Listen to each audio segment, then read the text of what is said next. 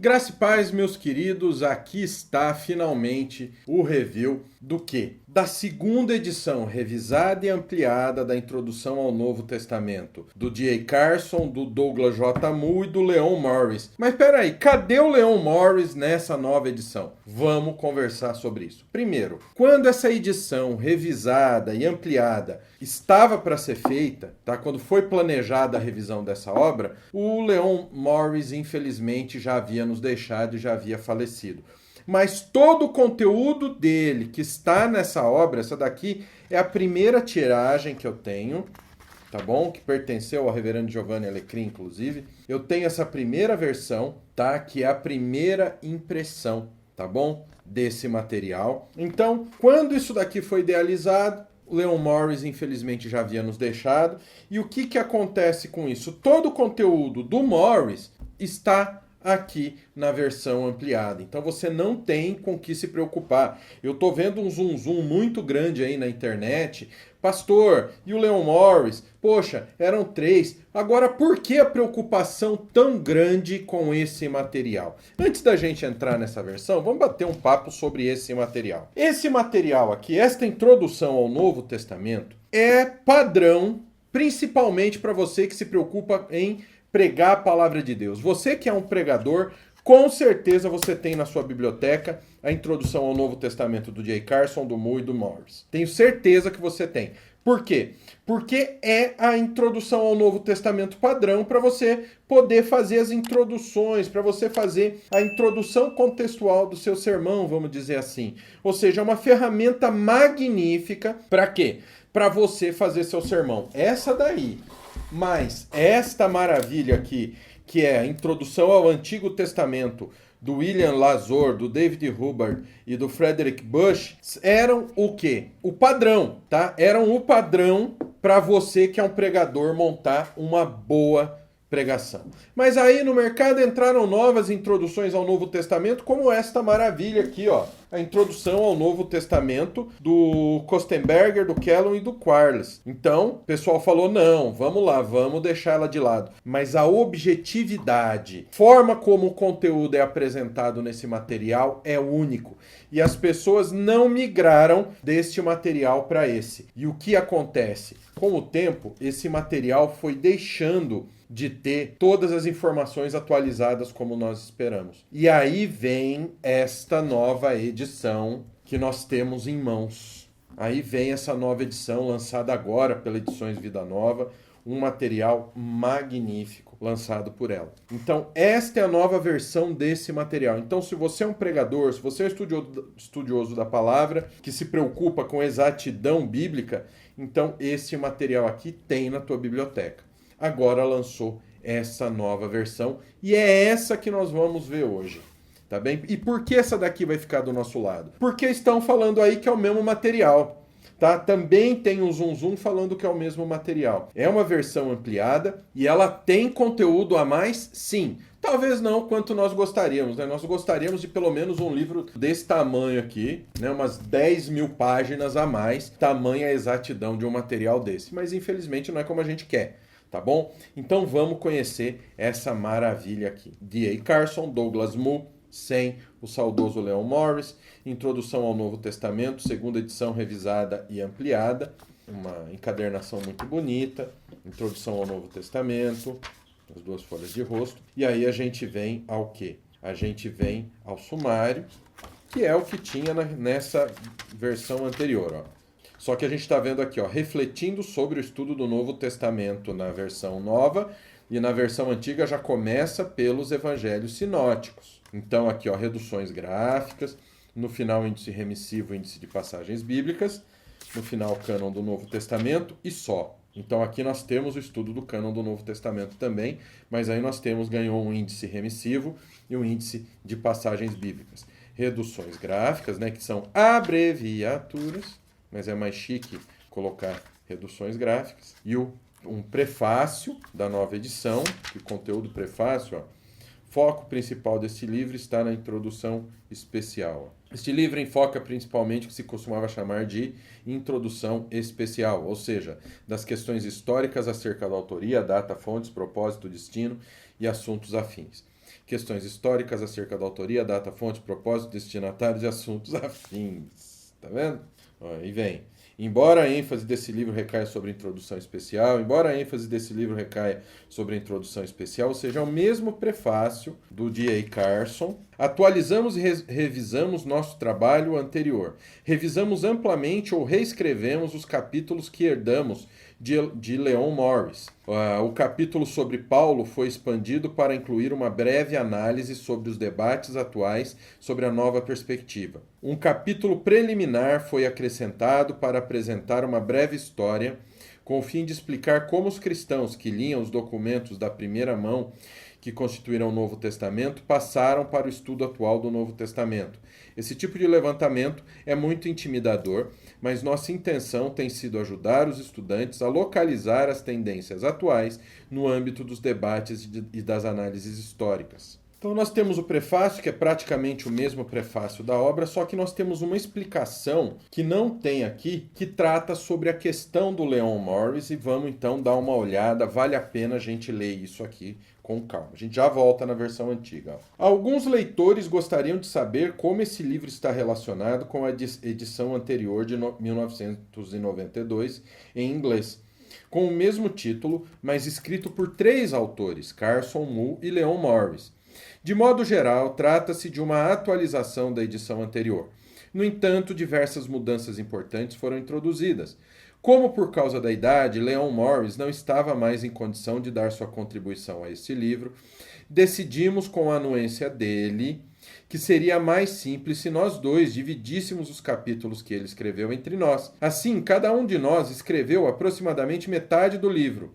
Atualizamos e revisamos nosso trabalho anterior e revisamos amplamente ou reescrevemos os capítulos que herdamos de Leon Morris. O capítulo sobre Paulo foi expandido para incluir uma breve análise sobre os debates atuais sobre a nova perspectiva, a heresia da nova perspectiva sobre Paulo, que prega salvação por obras. Um capítulo preliminar foi acrescentado para apresentar uma breve história com o fim de explicar como os cristãos que liam os documentos de primeira mão que constituíam o Novo Testamento passaram para o atual Novo Testamento.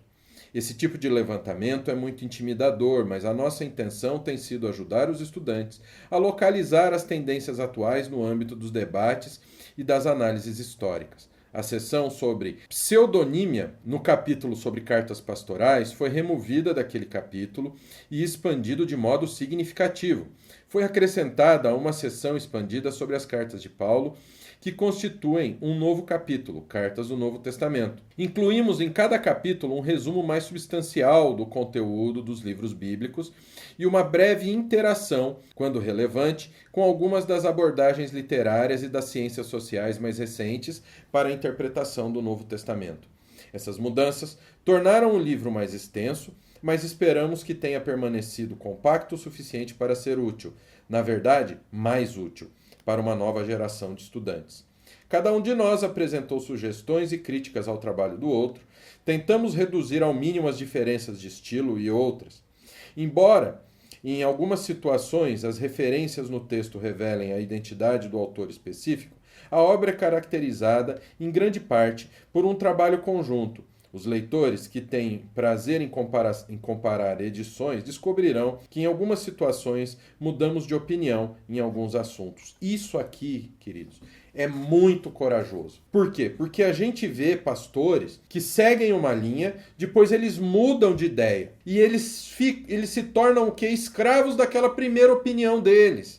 O que é muito triste. Porque eles poderiam o quê? Eles poderiam contribuir realmente com coisas muito valiosas para o estudo da Sagrada Escritura, entendeu? E é muito corajoso fazer isso. Outro que fez isso no passado foi Calbart. Pena que ele não acreditava na inerrância das Escrituras, portanto, um liberaloide. É uma pena. Mas mostra não ter medo de se retratar. É assim que a gente procura trabalhar aqui no Nascido de Novo. Embora sejamos conservadores, embora o nosso seminário teológico te ensine boa teologia que vem da Bíblia, portanto, não tem essa de atualização da Escritura, não tem mentira liberal, nós entendemos que nós podemos mudar de assunto em diversas situações e nós assumimos isso. Então, ganhou muito ponto comigo essa parte que eu li, tá? Aí vem o estudo que foi mencionado lá, refletindo sobre o estudo do Novo Testamento, porque essa primeira edição, ela já vem o quê? No estudo dos evangelhos sinóticos, que aí vai estar aqui, ó, depois, ó.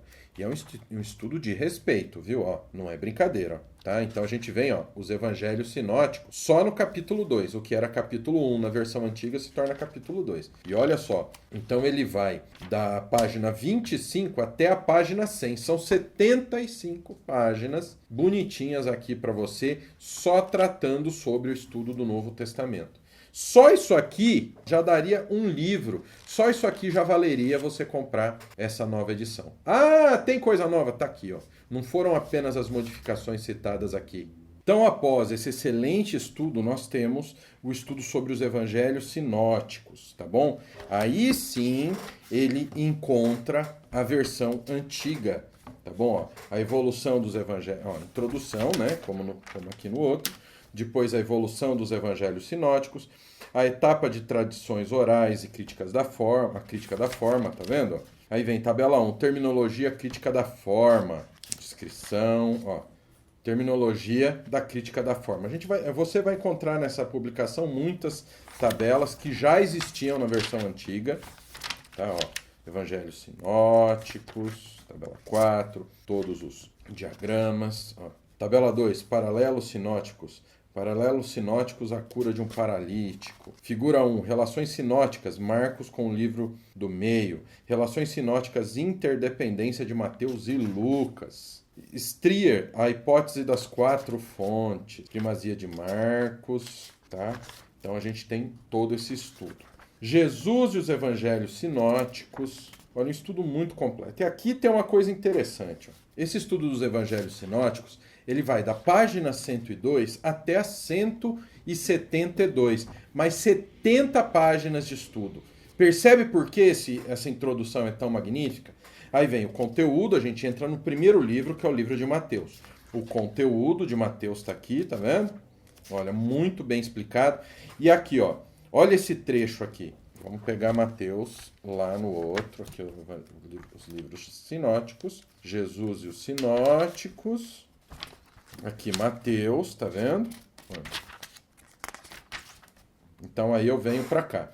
Nenhum esboço consegue fazer justiça a numerosas mini-estruturas apresentadas pelo texto conforme Kummel, páginas 106 e 107. Paremos aqui. Nenhum esboço consegue fazer justiça às numerosas mini-estruturas apresentadas pelo texto. Kummel, páginas 106 e 107. Corta aqui. Aí vem todo um trecho. Ó. Ainda assim, há muitas que saltam das páginas. Esse evangelho, em particular, está repleto de estruturas triádicas, não somente no Sermão do Monte, mas ao longo da obra. Olha, toda essa parte aqui é nova. E aí vem o esboço, né? Porque ela termina aqui, ó. Para dar apenas um exemplo, o terceiro discurso, as parábolas do reino, pode ser lido e interpretado como um grande quiasmo. Tá? Então a gente vem, ó, para dar apenas um exemplo, o terceiro discurso, as parábolas do reino, está disposto num grande quiasmo. Tá vendo? Então tem sim bastante material a mais, a obra muito bem ampliada, muito bem feita. Bom, é o que se esperar. Carson e Douglas Moo junto também, né? A gente não podia esperar uma coisa pior do que isso, né? Nada além fora disso. Aqui Atos, olha, vamos dar uma lida aqui, as fontes de Atos. Vamos até deixar essa versão para cá, que agora nós vamos nos focar exatamente nessa versão mais nova. Fontes. A procura pelas fontes do material de Lucas em Atos é importante por causa da luz que pode lançar tanto sobre as técnicas literárias de Lucas, quanto sobre a confiabilidade histórica de sua narrativa. No prólogo de seu evangelho, Lucas afirma que investigou cuidadosamente tudo desde o começo, 1 e 2, e menciona tanto registros escritos quanto transmissão oral. Aqui Lucas pode estar pensando principalmente no Evangelho, mas podemos pressupor que teria feito a mesma investigação cuidadosa e empregado todas as fontes que estivessem disponíveis ao escrever o seu segundo volume. E de qualquer forma, surge naturalmente a questão de até que ponto fontes escritas estão por trás de Atos. Os trechos na primeira pessoa do plural, nós, que vem à tona em Atos 16 e nos capítulos seguintes, bem como a mudança geral de um contexto palestino para um contexto mediterrâneo mais amplo, que ocorre a essa altura, tornam necessário fazer a separação entre Atos 1 a 15 e Atos 16 a 28, na investigação das fontes de Atos. Aí eles vêm aqui, ó, Atos 1 a 15, ele vai falar sobre as fontes. Aí Atos 16 a 28, e vai. Atos em estudos recentes, contribuições recentes, tá? Ó. E aqui é o estudo que eles falaram, que foi ampliado para quê? Foi revisto e ampliado para colocar a heresia da nova perspectiva sobre Paulo. Nascido em Tarso da Cilícia, criado nessa cidade, instruído de modo rigoroso na lei de nossos antepassados, zeloso por Deus, à medida que eu me aproximava de Damasco. Carreira missionária de Paulo e sua cronologia, os problemas das fontes, um esboço da carreira missionária de Paulo, da conversão de Paulo à primeira viagem missionária, cronologia paulina das duas versões, da primeira viagem missionária de Paulo até sua morte, a cronologia da carreira de Paulo, a autoridade de Paulo e as fontes para seu pensamento, a autoridade de Paulo, as fontes do ensino de Paulo, tradições cristãs antigas, e aí a gente vai até chegar aqui, ó. Paulo e o judaísmo, a nova perspectiva. Então ele primeiro vai explicar de onde surgiu a nova perspectiva e o que ela quer dizer. Eu separei aqui esses trechos para a gente ler juntos. A diferença entre a visão de Dunn e a interpretação tradicional de Paulo talvez possa ser vista mais claramente em suas interpretações conflitantes de textos como Romanos 3:20. Ninguém será declarado justo diante dele pelas obras da lei. Os reformadores viram nesse texto um ataque à justiça pelas obras judaicas. Os judeus estavam afirmando que uma pessoa precisava fazer obras para ser justificada, e Paulo estava negando a possibilidade que isso pudesse acontecer. Mas, de acordo com a visão de Sanders, ou seja, da nova perspectiva sobre Paulo, a heresia da nova perspectiva sobre o judaísmo, nenhum judeu defendeu a posição de salvação por obras. Segundo ele, então, a que Paulo estava se opondo, segundo ele, ao exclusivismo étnico judaico, responde Dan.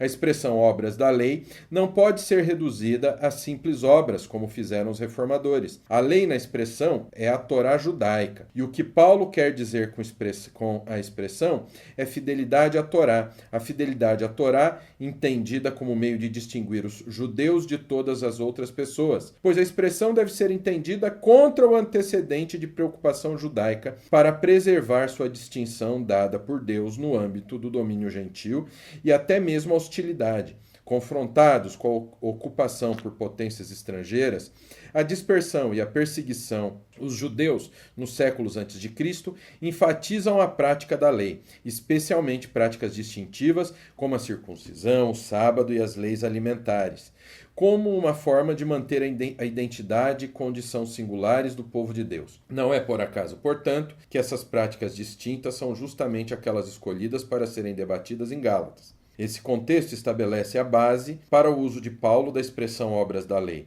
e seus ataques à lei em geral. A alegação judaica de que Paulo se opõe em Romanos 3:20 e outros versículos como esse, não é, então, que uma pessoa pode ser justificada pelo que faz, obras, mas a alegação tipicamente judaica de que a pessoa é justificada ao manter a condição pactual por intermédio da adesão à Torá. Ou seja, eles tentam aqui maquiar e colocar que Paulo não criticava a salvação pelas obras, que não criticava o legalismo judaico, que é histórico, que é patente, que é verdadeiro, historicamente comprovado. É essa nova era que nós vivemos, em que a verdade não existe mais e nem é importante. Que o que importa é a narrativa que vai servir para você se sobressair, entendeu? Então ele explicou aqui, ó, ele vai falar do N.T. Wright, ele vai explicar tudo o que eles alegam, e aí vem a resposta à nova perspectiva, onde ele vai fazer um estudo e explicar por que a nova perspectiva sobre Paulo não tem como estar correta. Tá bem? Então é um material muito bom. Aqui eu separei a introdução a Romanos, né? Porque essa introdução aqui, se você tem o comentário bíblico exegético da Vida Nova, o que acontece? Você vai ver que essa parte aqui é bem parecida. Por quê? É de autoria do Douglas Moo. O comentário é de autoria do Douglas Moo. Então não tem como ser diferente, porque ele vai explicar o que ele conhece de Romanos. Olha, você vai encontrar também alguns diagramas e mapas a mais que você não vê na versão antiga. Ou seja, é uma versão muito boa, é uma versão muito bem feita e ampliada dessa obra antiga. Aí você vira para mim, pastor, vale a pena comprar hoje esse material para quem tem a versão antiga? Vale até o último centavo. Eu não me arrependo de ter comprado e olha, eu vou falar para vocês, como ela é mais completa e atualizada, a minha versão antiga está aqui, vai servir só preservação aqui no seminário, entendeu? E ainda tem muito a nos ensinar. As duas versões são excelentes, mas essa versão nova, pessoal, olha, realmente tem uma diferença muito grande. Aí terminou o livro de Apocalipse, nós temos um estudo sobre o cânon do Novo Testamento e o índice remissivo, que eu já tinha mencionado antes, e o índice de passagens bíblicas desta magnífica obra da Edições Vida Nova, que vale a pena. Você tem a versão antiga? Pode comprar essa versão que você vai sair ganhando e ganhando muito. Deus abençoe sua vida. Até o próximo review. E não se esqueçam, esse material aqui, ó, bibliografia da nossa formação completa em teologia. A gente se preocupa com exatidão bíblica no seminário. Então, se você quer aprender uma teologia que seja escrava da Escritura, é com a gente que você tem que aprender. Vem aprender a Bíblia, vem aprender uma teologia que realmente vai te proteger dos falsos mestres, falsos pastores, dos liberais e os mentirosos, como os adeptos da nova perspectiva sobre Paulo, do novo absurdo sobre Paulo. Então vem estudar com a gente, que você só tem a ganhar. Te espero lá na área do aluno, fique com Deus. Ó, aqui você tem o QR Code com o link para o nosso seminário, aqui embaixo o link para o nosso curso Formação Completa em Teologia. Vem estudar aqui com a gente.